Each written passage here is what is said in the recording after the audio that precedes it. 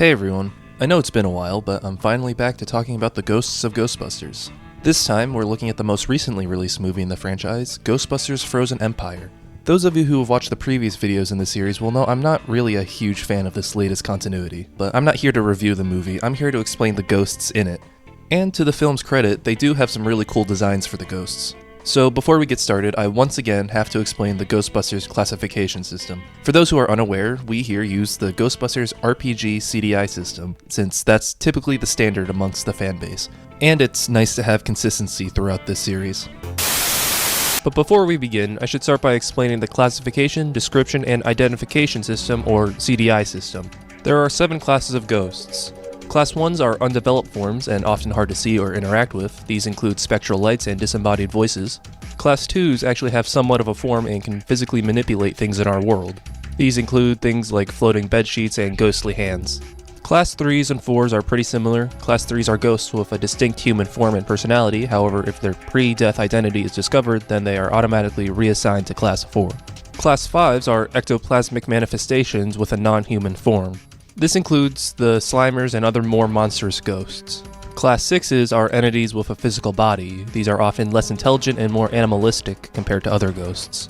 And finally, we have Class 7s, which are your gods, demons, and other extremely powerful entities. And with that out of the way, let's explain the Ghosts of Ghostbusters Frozen Empire. The first new ghost we're introduced to in this movie is the Hell's Kitchen Sewer Dragon. It's a huge Class 5 full roaming vapor. Unfortunately, despite having a pretty cool design, this guy doesn't have a lot of lore. The only things we know about him is that he's local to Hell's Kitchen, with his manifestation point likely being the sewers due to his name, and he has apparently caused multiple homes and vehicles to become covered in sewage. Other than that, nothing is really known about him. This is pure speculation, but the sewer dragon's color and general appearance reminds me of Cruster and Crusto from the video game. Like the dragon, these guys were also Class 5 full roaming vapors, but they came with a whole bunch of extra abilities, including telekinesis and entity animation, so maybe this guy also has similar abilities. The next new ghost we meet in this movie is a very plot significant one, Melody. She is a Class 4 full torso free roaming anchored remnant.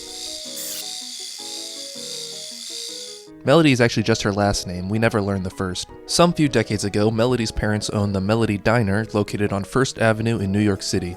When she was 16, Melody would accidentally start a fire that caused the deaths of her and her parents. From there, she would spend the next few decades roaming the streets of New York, playing chess with herself to pass the time. Melody is also in possession of a matchbook containing the match that caused the deadly fire in the first place. The match is explained to be an emotional anchor that's keeping her tethered to this world. And that's pretty much the gist of her lore leading up till before the movie. But there's a few things about her that make her unique amongst the other ghosts that I want to discuss.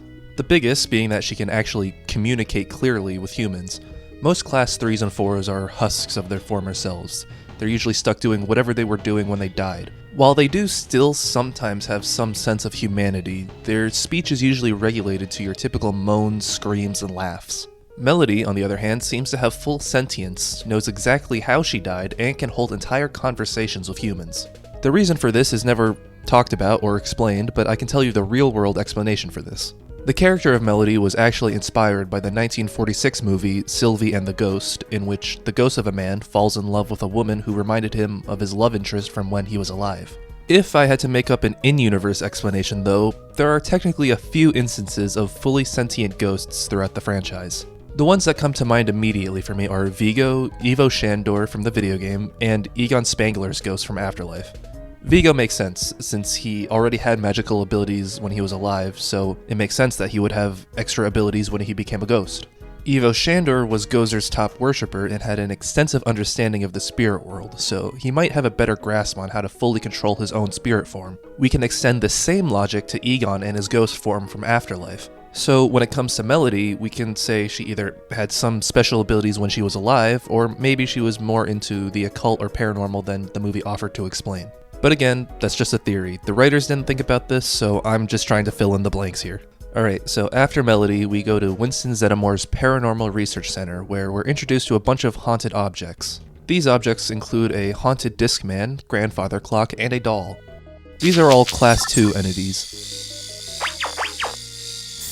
I wish I could say more about these, however, despite being very similar to the cursed artifacts from the game, there's pretty much zero information about the history of these objects. The most we get is that the Discman was possessed by an evil Spin Doctors CD.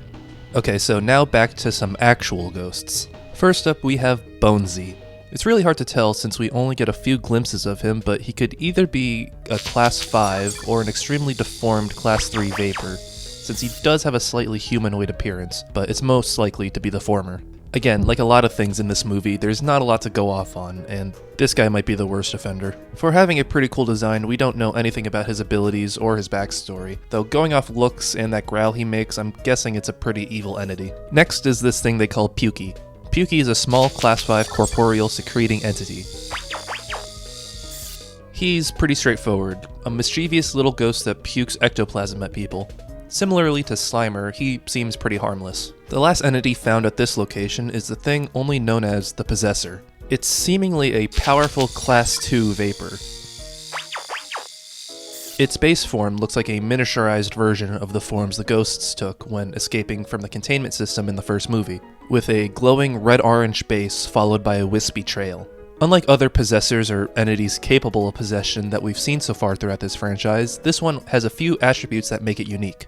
Usually when ghosts possess or take control of inanimate objects, they are bound by the limitations of said objects, meaning all they are able to do most of the time is levitate them or throw them at people. However, this thing seems to have full control over whatever objects it's possessed, being able to power electrical technology or slightly alter the appearance and structure of an object. Biggest example being what it was able to do to the stone lion statue. The only thing that it seems unable to do is possess humans, but that makes sense being that it's only a Class 2. Next is the collection of ghosts seen during this movie's containment breach scene. It's a little hard to tell, but I believe this scene only shows Class 3s.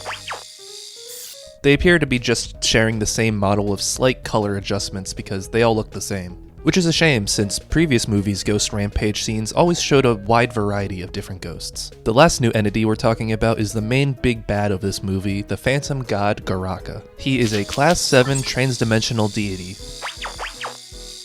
Those of you who've watched the previous videos know that this is the same classification as Gozer. Okay, so a quick recap of his story. In the year 1976 BC, a king named Samudari somehow made contact with Garaka. They teamed up, and together they conquered half of Central Asia. At some point though, Samudari started to fear Garaka and somehow was able to remove his horns, which were the source of his power. Because of this, he waged war on humanity and started killing a lot of people. In response, Samudari enlisted the help of an ancient band of magical warriors known as the Fire Masters, and they had him trapped in a magic orb. From then on, the orb was passed down through generations of those Fire Masters, eventually ending up in the possession of one Miss Razmati, first name unknown. Now, in the year 1904, for whatever reason, she and a group known as the Manhattan's Adventurers Society played an ancient chant, Evil Dead style, which triggered the orb, killing everyone in the room except Miss Razmati. Again, somehow she was able to silence the orb. Fast forward 120 years later, and the main plot of the movie begins. Now, most of you might have noticed that this backstory kinda sucks. Why and how did some random human king convince a god to help him conquer an entire continent, let alone was able to defeat him and rip his horns off? Bear in mind that this was before he hired the stupid magical fire benders to help him. Also, why did that Fire Master descend and open the orb in the first place? The answer to all of these questions are, of course, the writers didn't think about it. So I'm going to do my best to headcanon the hell out of this and fill in the blanks. So as to why and how the king was able to get Garaka on his side in the first place, there is another example of a human working together with a god that might help explain this.